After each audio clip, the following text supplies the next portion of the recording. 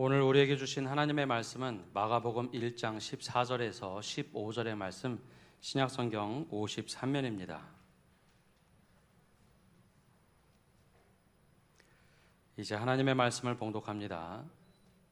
요한이 잡힌 후 예수께서 갈릴리에 오셔서 하나님의 복음을 전파하여 이르시되 때가 찼고 하나님의 나라가 가까이 왔으니 회개하고 복음을 믿으라 하시더라. 아멘. 어느 날 한 사람이 죽어서 천국에 들어갔습니다. 그 천국의 열쇠를 가지고 있어라 했던 그 베드로가 그를 맞이했습니다. 그래서 이 죽은 천국에 간 사람이 궁금합니다. 지옥은 어떤 모습일까? 한번 안내 좀 해달라. 그 이야기를 듣고 베드로가 지옥의 광경을 보여주었습니다. 근데 예상 외의 광경이 펼쳐집니다. 긴 책상 위에 진수성찬이 잘 차려져 있는 겁니다. 그래서 그가 너무 의아하게 그 상을 바라보았는데 그 상에는 음식은 차려져 있으나 손은 닿지 않고 긴 젓가락, 1m짜리 젓가락이 있습니다. 점심시간이 돼서 사람들이 우르르 들어와서 밥을 먹어야 하는데 다투고 싸우기는 하는데 모두 다 음식을 먹지 못합니다. 긴 젓가락으로 음식을 먹으려면 자기 입으로 음식을 넣으면 먹을 수가 없죠. 그래서 지옥에 있는 사람들은 파리하게 말랐습니다. 그 모습을 보고 이곳이 이렇구나. 그리고 다시 베드로가 천국으로 데려갔습니다. 그리고 그곳에 들어가서 식사 시간이 될 즈음 됐는데 또 똑같은 장면이 펼쳐집니다. 긴 책상 위에 진수성찬이 차려져 있습니다. 여기는 다른 젓가락이 있겠지? 근데 웬걸요? 똑같은 젓가락이 놓여져 있습니다. 식사 시간이 돼서 사람들이 막 우르르 들어와 식사를 하는데 천국은 좀 달랐습니다.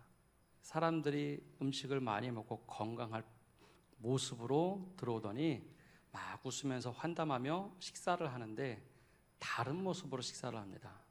상대방에게 음식을 잡아서 젓가락으로 반대편에 있는 사람들 입에 넣어주기 시작합니다. 베드로가 배시시 웃으며 이게 차이지라고 얘기하십니다. 무엇을 얘기할까요? 천국의 모습은 하나님께서 원하시는 다른 사람을 위해서 먼저 섬기는 사람들이 모였다면, 지옥은 내가 가장 중요한 사람들이 모였습니다. 똑같은 환경이라도 지옥을 만들어가는 사람이 있는가 하면 천국을 만든다는 것이죠. 그렇다면 오늘 우리는 살아가면서 천국을 만들어가며 살고 계십니까? 아니면 지옥을 만들며 살아가고 계십니까? 예수님께서 선포하신 하나님의 나라, 즉 하늘의 나라, 이곳은 멀리 있는 곳이 아니고 우리 땅 위에서 시작되었다 선언을 하시며 공생애를 시작하셨습니다. 그렇다면 그 당시 세계는 과연 어떠했을까요? 모든 것이 하나님의 나라가 시작됐으니까 확 바뀌었을까요? 그렇지는 않다는 겁니다. 하나님의 나라가 시작되긴 했지만 아직 완성되지 않은 그 어간에 우리가 살아라라고 주님께서 말씀하십니다. 당시 그 혼란스러운 시대상을 좀 엿보면 이러했습니다. 사두개인들은 정치 권력자가 이미 되어버렸습니다. 정치적으로 내게 이익이 되는 선택들을 하며 살았죠. 그래서 정치적 결탁을 많이 했습니다. 로마하고도 결탁을 했고 당시 분봉왕과도 결탁을 했습니다. 권력의 이익이었죠. 바리새인들은 율법을 가르치는데 최선을 다해야 했지만 오히려 율법을 넘어서 율법주의자가 되었습니다. 그 율법을 듣고 나면 사람들이 자유를 누리는 것이 아니라 오히려 더 마음이 답답해졌습니다. 정죄가 우선이었죠. 또한 열심당원이라는 사람들이 있었습니다. 그들은 독립운동을 하는데 너무 과격적이었습니다. 사람들이 등을 돌릴 만큼 그렇게 폭력적인 행동을 했죠. 그것이 당시 가지고 있던 시대상입니다. 내가 제일 중요한 시대상. 근데 원래 예수님께서 선포하신 하나님의 나라는 예수님께서 처음 얘기하신 것이 아닙니다. 구약 성경부터 끊임없이 내가 다스리는 나라는 이뤄야 한다. 말씀도 주시고 하나님 믿는 백성으로서의 권리, 의무를 다 주셨지만 이스라엘 백성들이 걷어찬 결과 그런 암울한 시대가 되었습니다. 그 가운데 선지자도 보냈음에도 불구하고 다 실패했던 그 끝자락에 예수님께서 오셔서 하나님의 나라가 시작됐다. 하나님의 나라가 이 땅 위에 시작됐다 선언하시며 새로운 삶을 살 것을 촉구하셨죠. 그렇다면 과연 하나님의 나라는 어떠한 곳일까요? 하나님의 나라가 임하면 무엇이 바뀔까라는 겁니다. 하나님의 나라가 가까이 왔다, 시작되었다. 바로 하나님의 나라가 시작되면 회복이 일어나게 됩니다. 한번 따라해 볼까요? 하나님의 나라는 회복이 일어나는 곳입니다. 하나님의 나라가 임하면 바로 회복이 이루어집니다. 오늘 말씀 마가복음에는 그 하나님 나라 회복의 이야기가 아주 자세하게 기록되어 있습니다. 하나님의 나라가 회복될 때 가장 먼저 변화가 된 것은 바로 두 명의 제자였습니다. 하나님의 나라가 가까이 왔으니 회개하라. 그 말씀 그대로 이루어진 것이 시몬과 그리고 안드레였습니다. 나를 따라오너라. 내가 사람을 낚는 어부가 되게 하리라. 원래 물고기 잡아서 살던 삶의 목적이 거기 있던 사람들이 그 목적을 버리고 예수님께로 방향을 돌이킵니다. 말 그대로 회개, 삶을 돌이키는 일이 있었죠. 그리고 나서 그들이 경험한 하나님의 나라가 바로 마가복음 1장 21절부터 나오는데 5번에 걸쳐서 아주 특이한 사건들이 나타납니다. 제일 먼저 예수님께서 회당에 들어가셔서 말씀을 가르치시는데 그때 그 자리에 귀신 들린 자가 갑자기 반응을 합니다. 예수님께서 말씀하실 때 귀신이 쫓겨나가죠. 아주 놀라운 일이 벌어졌습니다. 그 다음에 시몬 베드로의 장모가 열병에 걸렸는데 그 집에 예수님이 들어가시니 병이 치유가 됩니다. 이 사방에 소문이 삽시간에 났고 가버나움에 있는 병든 사람들, 귀신 들린 사람들이 예수님께로 몰려와 고침을 받습니다. 그 다음에는 나병 환자가 예수님 앞에 나와서 제발 고쳐달라고 하며 치유함을 받습니다. 그리고 마지막에 마가복음 2장에는 중풍병자가 꼼짝달싹 못하는데 친구들이 그를 데리고 와서 예수님 앞에 와 치유함을 받게 됩니다. 우리는 여기 이 말씀을 읽으면서 역시 예수님은 귀신도 쫓아내고 병든 자를 고치셔. 거기에 초점을 맞춰서 보는데요. 과연 그것을 이야기하고 싶으면 과연 5번에 걸쳐서 이렇게 이야기할 필요가 있을까요? 없을 겁니다. 분명히 이 말씀에 관심이 다른 데 있다는 겁니다. 바로 하나님의 나라입니다. 예수님과 함께 하나님의 나라가 임하면 귀신 들린 자는 귀신이 쫓겨나가고 병든 자는 치유함을 받고 그것으로 멈추는 것이 아니라 하나님의 관계가 회복되기 시작한다는 겁니다. 그것이 바로 하나님의 회복이 일어나는 겁니다. 그 가장 첫 번째 일어났던 말씀이 이런 배경을 가지고 있습니다. 회당에 들어가셔서 이 말씀을 전하시는데 이 구약의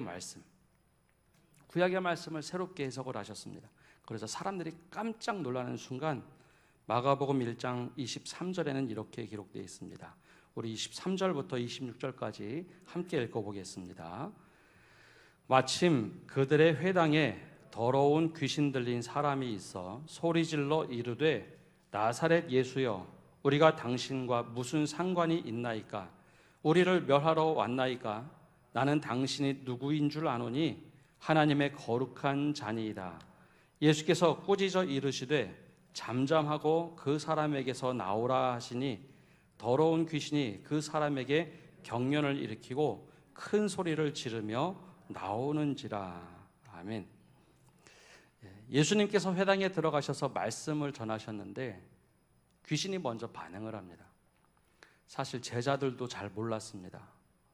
거기에 있는 모든 사람들이 하나님의 거룩한 자라는 것 자체를 깨닫지 못했습니다. 그러나 귀신은 눈치를 채죠.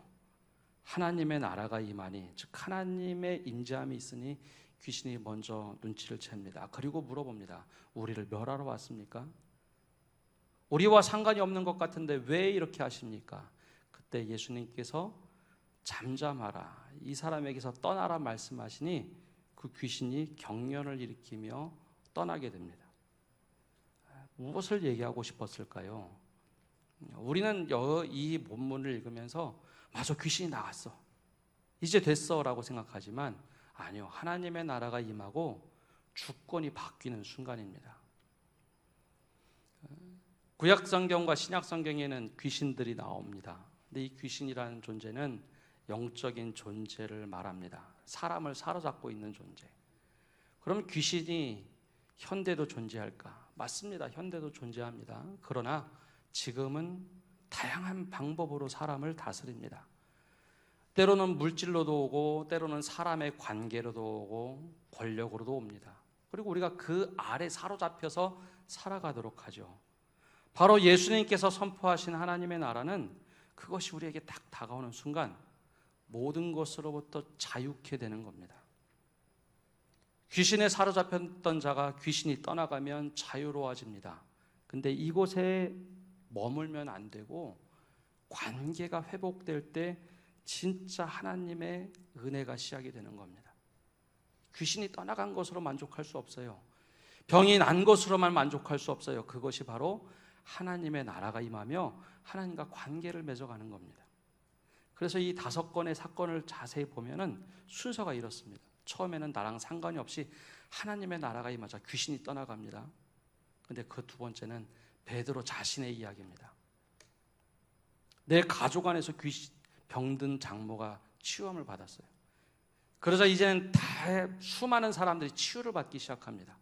주님 앞에 나오죠. 그 다음에 나병 환자는 아주 의미심장한 사람입니다. 하나님께 저주를 받았다라고 불림을 받던 사람이 나병 환자입니다. 버림받은 사람. 근데 주님을 만나자 나병이 치유됩니다. 그냥 나병이 치유된 것은 치유된 것에 목적이 있지 않아요. 하나님과 관계가 회복이 됩니다. 중풍병자는 자신이 고침을 받은 게 아닙니다. 주변에 있는 사람들이 그를 데리고 와서 주님 앞에 데려다 놓죠. 그래서 그가 주님과 회복되는데 예수님이 이렇게 말씀하십니다. 내 죄사함 받았느니라. 병 낫는 것과 죄사함이 무슨 상관이라고? 죄사함을 받았느니라. 즉 하나님의 자녀가 됐음을 선언해 줍니다. 바로 하나님의 나라가 임하면 우리가 회복되는 겁니다. 나를 얽매고 있는 것, 나를 감싸고 있는 것, 그것으로부터 자유해지고 하나님의 은혜로 하나님의 주권이 회복되는 것, 그것이 바로 하나님의 나라가 일어날 때의 일입니다.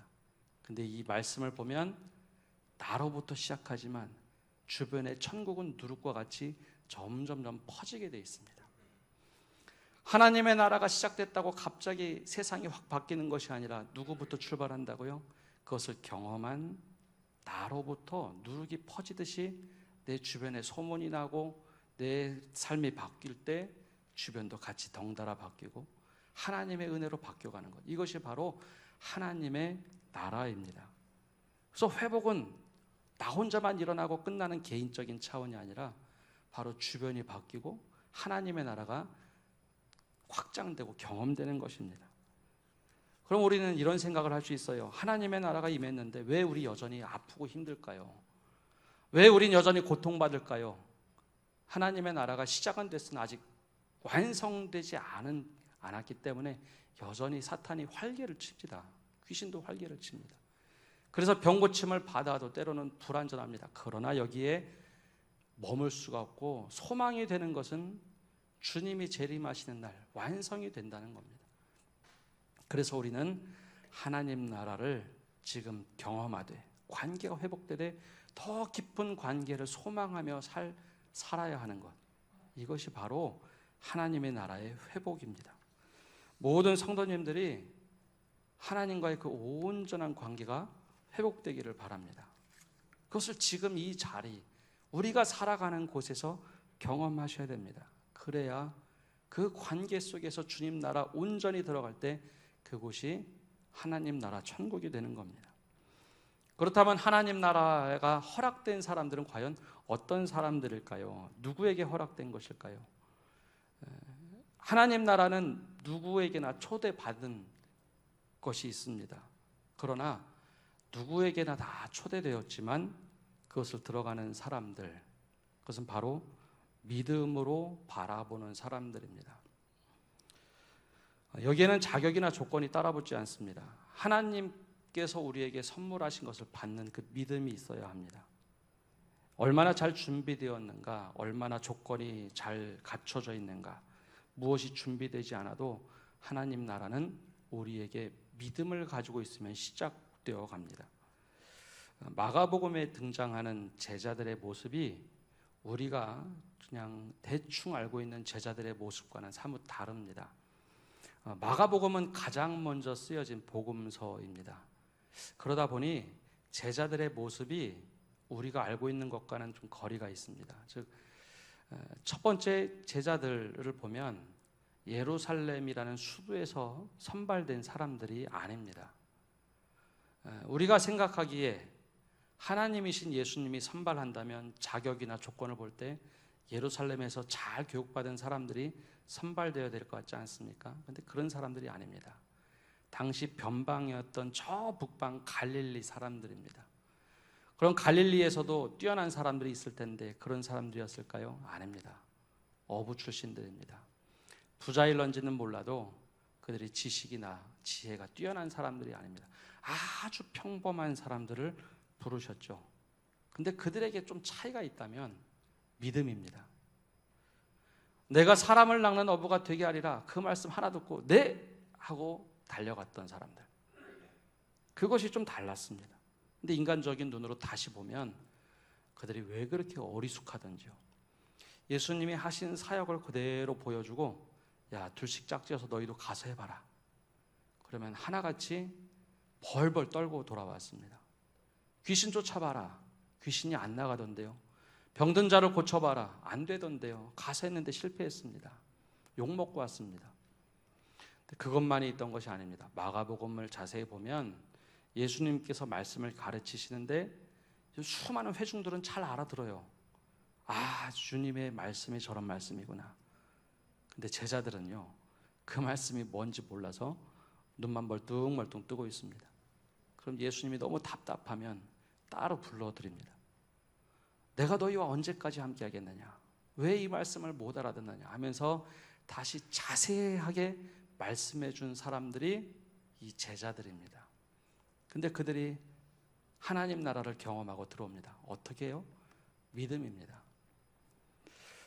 그들이 믿음을 가지고 예수님의 말씀을 따라 행하라 라고 하면 한번 해봤습니다. 또 실패하죠. 다음에 또 시키면 믿음대로 또 합니다. 주님이 시키시면 내가 하겠습니다. 베드로도 그랬어요. 말씀에 의지하여 그곳에 그물을 내리라 하면 제가 해보겠습니다. 실패하는 거 알지만 해보겠습니다. 그것이 믿음이었습니다. 하고 실패하고 믿음대로 행하고 실패하고 반복되는 것이 예수님이 십자가에 달려 죽으실 때까지 반복됐습니다. 그리고 부활하신 후에 그 다음부터 믿음의 열매들이 맺어지기 시작합니다. 예수님과 함께 있을 때는 하나님의 나라가 무슨 뜻인지도 모르고 살았습니다. 예수님이 부활하시고 승천하신 이후부터 하나님의 나라가 이렇게 사는 것이구나. 우리가 매번 할 때 실패했는데 이렇게 사는 것이구나. 그때 비로소 깨달았던 것, 그들이 바로 제자들입니다. 그들이 믿음이 가장 우선순위였지 다른 것이 우선이 아니었습니다. 근데 참 이상한 것은요, 지식이 많다고 생각하는 사람들이 오히려 하나님 믿는 것에 굉장히 더디거나 믿지를 못합니다. 지식이 많을수록 이거 안 된다, 계산하고 이렇게 하면 안 된다, 하나님을 제한하는 지식으로 사용합니다. 그것이 바리새인이었습니다. 안 되는 것이 너무나 많았던 바리새인들, 내 이익을 추구하다 보니 사두개인들은 정치적으로 너무 많이 흘러갔습니다. 이거 정치적으로 안 돼 하는 이야기를 입에 달고 살았죠. 부자들도 그랬습니다. 그래서 예수님께서는 부자가 천국에 들어가는 것이 낙타가 바늘기 들어가는 것보다 어렵다. 돈의 신을 가지고 많이 가지고 있으면 가지고 있을수록 하나님을 믿지 못하는 겁니다. 그래서 거기에 자꾸 걸려 있는 것이죠. 바로 여기 있습니다. 믿음을 우리는 어디에다 두고 있는가? 내가 실패하는 것, 그거 중요한 것이 아니라 내가 믿음대로 하다 보니 이곳에 하나님의 나라가 임하고 내가 하나님의 나라를 경험하는 것. 이것이 바로 하나님께서 허락하신 나라를 누리며 살아가는 사람들입니다. 그래서 예수님 말씀대로 살아낸 사람들. 그 사도행전부터 그래서 사도행전이라고 부르는 겁니다. 말씀대로 살아낸 사람들. 우리 모두가 하나님의 나라를 믿음으로 살아내시기를 간절히 축복합니다. 그 믿음대로 한번 살아보십시오. 실패해도 괜찮습니다. 넘어져도 괜찮습니다. 하나님께서 함께 하시면 그곳이 하나님의 나라가 됩니다. 두 번째로 하나님의 나라를 살아가고 누리는 사람들은 누구일까요? 바로 어린아이와 같은 사람들입니다. 예수님께서 마가복음 10장에 이렇게 말씀하십니다. 10장 14절과 15절에 예수께서 보시고 노하시어 이르시되 어린아이들이 내게 오는 것을 용납하고 금하지 말라.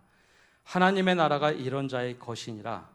내가 진실로 너희에게 이르노니 누구든지 하나님의 나라를 어린아이와 같이 받들지 않는 자는 결단코 그곳에 들어가지 못하리라 하시고, 아이들이 막 다가오는 것을 제자들이 막 막았습니다. 그러자 불같이 화를 내시며 아이들이 오는 걸 막지 말라라고 하시며 하신 말씀이 누구든지 하나님의 나라를 어린아이같이 받들지 않는 자는 결코 그곳에 들어갈 수 없다. 즉 어린아이와 같은 심령이 있어야 들어간다라는 말씀을 하십니다. 근데 왜 어린아이일까요? 당시 어린아이라는 뜻은 죄가 없다라는 생각을 많이 했습니다. 근데 여기서 말씀하시는 것은 죄가 없고 순수한 아이들을 말하는 것이 아닙니다. 또 어린아이처럼 유치하다라는 뜻도 아닙니다. 어린아이들에게 가장 중요한 것은 어떤 것일까요? 어린아이에게 돈이 많으면 행복할까요? 어린아이에게 먹을 것이 많고 간식거리가 많으면 행복할까요? 물론 그거 중요합니다. 그런데 어린아이에게 가장 중요한 것은 부모죠. 부모입니다. 아무리 많은 거 가지고 있어도요, 부모가 없으면 아이들은 불안해합니다. 어린아이와 같이 하나님 나라를 받드는 사람, 그것은 하나님을 주인 삼아 사는 사람들을 얘기합니다. 하나님이 나의 아빠가 되고 나의 엄마가 되는 사람들, 그 사람이 바로 하나님 나라에 들어간다, 상속받는다라는 겁니다. 왜냐하면 그분 한 분만으로 만족할 수 있기 때문이죠. 다른 것 있다고 해서 되는 것이 아니라 하나님 나라가 지금 여기 있습니다. 하나님이 내 주인이 되셨어요. 거기 아주 기쁨을 누리고 살아가는 것. 일하지 말라라는 뜻 아닙니다. 이단들은 이 말씀을 읽으며 자, 다 팔아서 이제 하나님 나라를 위해서 다 헌신하자, 그거 말하는 거 아닙니다. 하나님이 내 주인이 되셔서 하나님이 나 다스려줘서 감사합니다. 그 고백을 가지고 살아가는 사람들, 그것이 하나님 나라를 누리며 살아가는 사람들입니다. 우리 안에 바로 그 기쁨이 있어야 됩니다. 누가 뭐라고 해도 하나님이 나와 한 분이시면 다 괜찮아. 그것이 하나님 나라 누리며 살아가는 사람들의 모습입니다. 그러면 그것을 자랑하며 살 수 있어요. 마지막으로 하나님의 나라를 누리며 살아가는 사람들은 거기 가치에 대해서 기꺼이 대가를 지불하는 사람들입니다. 마태복음 13장은 천국 비유라고 하는 천국 비유장입니다. 그래서 13장의 44절과 46절까지 천국 비유를 이렇게 들으셨습니다. 천국은 마치 밭에 감추인 보화와 같으니 사람이 이를 발견한 후 숨겨두고 기뻐하며 돌아와서 자기의 소유를 다 팔아 그 밭을 사느니라. 또 천국은 마치 좋은 진주를 구하는 장사와 같으니 극히 값진 진주 하나를 발견하며 가서 자기의 소유를 다 팔아 그 진주를 사느니라. 이 당시의 문화입니다. 밭을 갈다가 진주가 나왔어요. 그러자 그 사람이, 소장농이 진주를 다시 밭에 숨겨두고 자신의 전 재산을 팔아서 밭을 삽니다. 진주가 더 비싸다는 것이죠. 여기에 가치가 있으니 내 삶을 다 바쳐서 기꺼이 내 소유로 삼을 만한 것. 하나님의 나라가 그렇다는 겁니다. 하나님의 나라를 내가 경험할 때 내 거 다 소진해서라도 이걸 함께 누리며 살아가면 참 행복하겠다. 물론 현대법으로 이렇게 하면 죄가 됩니다. 남의 땅에 있는 것, 그 땅 속에 있는 것까지 살 수가 없기 때문에 이건 불법입니다. 만약에 요즘에 이 말씀이 쓰여졌다면 이렇게 쓰여졌을 것 같아요. 요즘에 젊은이들이 집을 산다고 영끌했다고 하죠. 영혼까지 다 끌어서 집을 사는 이유, 그 집의 가치가 몇 배 오를 것이다 판단이 되어서 하는 겁니다. 물론 잘못된 투기의 모습은 있긴 하지만 바로 그렇다는 겁니다. 여기에 가치가 있을 때 내 모든 것을 팔아서 내 모든 것을 값을 주더라도 그것을 사는 것, 그것이 바로 하나님의 나라의 가치라는 겁니다. 지난주 주일에는 초등부에서 달란트 시장을 했고요. 어제는 유치부에서 여름 성경학교를 했습니다. 그 모습을 쭉 보면서 이런 생각이 들었습니다. 교사들이 얼마나 애를 쓰던지. 지난주에는 토요일부터 나와서 열심히 달란트 시장 준비하는 모습을 봤습니다. 시간을 미리 써가며 돈을 써가며 그렇게 기쁨을 누리는 것은 하나님 나라 가치가 거기 있다고 느끼기 때문입니다. 그래서 내 시간을 써도 아깝지 않고 내가 열심히 노력해도 아깝지가 않아요. 그리고 아이들이 행복해하며 깔깔깔거리고 웃는 모습을 보며 행복해합니다. 왜일까요? 하나님의 나라가 거기 있다는 겁니다. 어제도 유치부 성경학교 하는데 부모님들, 아이들 다 합쳐서 선생님들까지 50여 명이 왔습니다. 정말 애쓰고 땀을 흘리는데 그 모습이 행복해 보여요. 교사들이 얼마나 노력을 하는지. 근데 거기에 불평불만이 없습니다. 왜냐? 하나님의 나라가 여기 있다, 가치가 있다고 생각되니 그렇게 내가 헌신하고 노력해도 괜찮은 겁니다. 하나님의 나라를 누리는 것은 바로 이런 것입니다.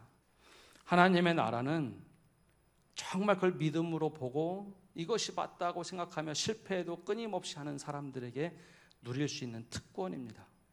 그 특권이 우리에게 있기를 바라고, 더 나아가서 어린아이처럼 하나님 이것이 너무나 행복합니다, 주님 한 분이면 됩니다, 내가 그렇게 믿음 갖고 살겠습니다, 그렇게 사는 것이 하나님 나라를 누리며 또 대가를 지불하는 것이 하나님을 누리며 살아가는 겁니다. 이 은혜가 우리 가운데 차고 넘치기를 바랍니다. 우리 찬양하며 나갈 때 우리 주님의 시선으로 세상을 보게 해주십시오.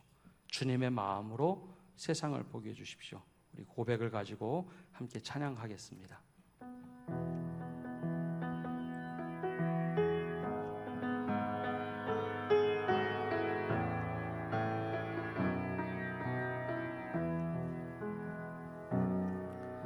내게로부터 눈을 들어 주를 보기 시작할 때 주의 일을 보겠네. 내 작은 마음 돌이키사 하늘에 꿈꾸게 하네.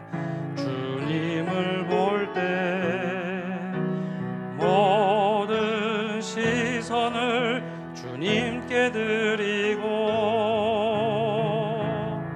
살아계신 하나님을 느낄 때 내 삶은 주의 역사가 되고 하나님이 일하기 시작하네.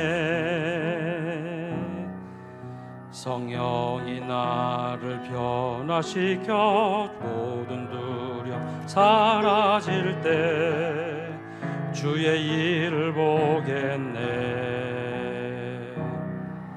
황폐한 땅 가운데서 주님 마음 알게 되리. 주님을 볼 때 모든 시선을 주님께 드리고 전능하신 하나님을 느낄 때 세상은 주의 역사가 되고 하나님이 일하기 시작하네. 모든 시선을 주님께 드리고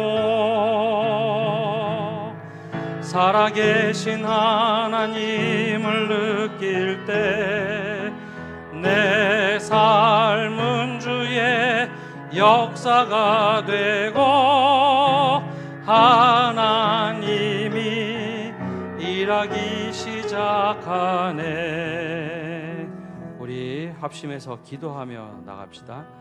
하나님의 나라가 임할 때 우리 회복이 되게 해달라고 기도합시다.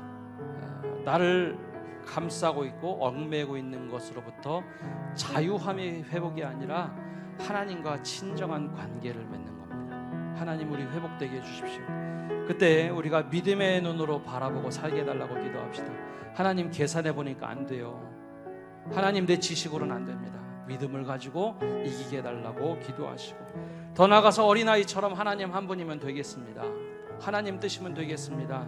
하나님, 거기에 기꺼이 내 삶을 드리고 대가를 지불할 수 있는 믿음 허락하여 달라고 우리 합심해서 기도하며 나가겠습니다. 하나님 아버지, 이 시간 기도하며 나갑니다. 우리에게 하나님 아버지 진정한 회복이 임하게 하여 주옵소서.